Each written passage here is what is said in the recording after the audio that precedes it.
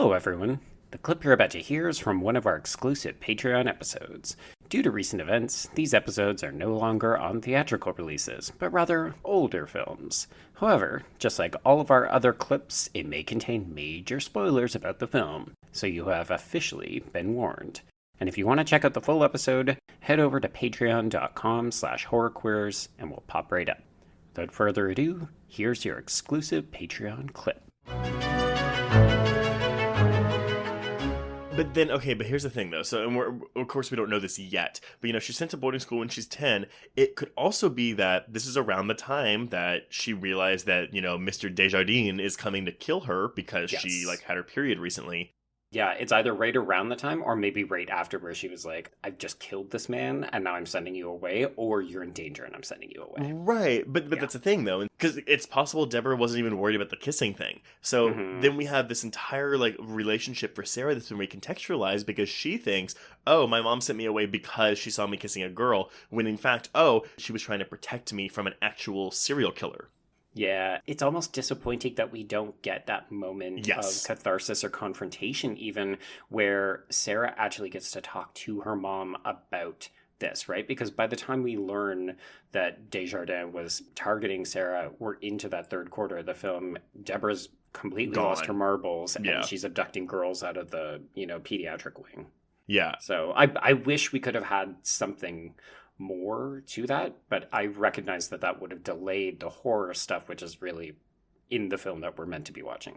But that's the thing, though, right? This is a smaller film from not a major studio, and it almost seems like it could have easily gone that way. If this was a Blumhouse film, I would understand. Oh yeah, they're gonna Happy Death Day it, where we get a passing mention of this, and then that's it. And again, it doesn't hurt the film that I don't have it, but if it was in there, if there was a moment like that of catharsis, I can imagine this even ranking higher for me. Yeah, I definitely think it would rank higher. And again, this is where we want to hear from our straight listeners. Is this something that actually connected with you? I do wonder if there was a little bit of resistance to say, no, we don't want a gay coming out or confrontation scene because that's not this film.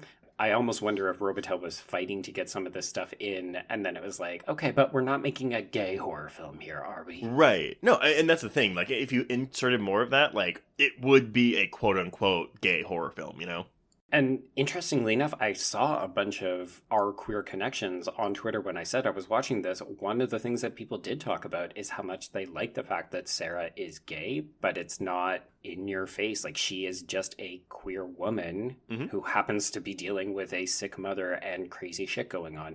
The film doesn't stop to say, so Sarah, talk to us about your girlfriend. She has this one little scene. We get a passing mention to her being sent away at 10, and then the movie is moving on. Yeah. Some people seem to really like that. This is a way to include queer people without bashing viewers over the head. She's queer. Yeah, she's a big old lesbian. She's a big old lesbian. Yeah. But I won't lie. I was eating moments up where she and Sheriff Tweedy were leaning in close to another. Because I was like, are you two flirting? Are you flirting right now? Trust me. And I wanted more from that Sheriff Tweed, too. Oh, God, that name. But I know. I loved it. But I think it's Linda. It's Linda Tweed. And then she calls her Tweety when she goes into the cabin at the end, to which I was like, did you make out with Tweety at one point? They've totally fucked before. Yes. It was late in the afternoon when the professor and I took our way towards the east, whence I knew Jonathan was coming. Jonathan Harker has asked me to note this, as he says he is hardly equal to the task, and he wants an exact record kept. Dear Madam Mina, I have read your husband's so wonderful diary.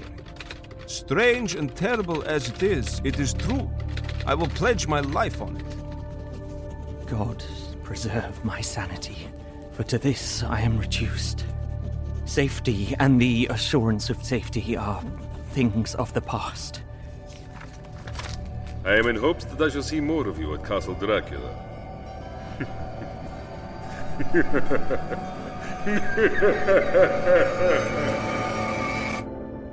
Listen to Regarding Dracula wherever you listen to podcasts, or find us online at bloody.fm.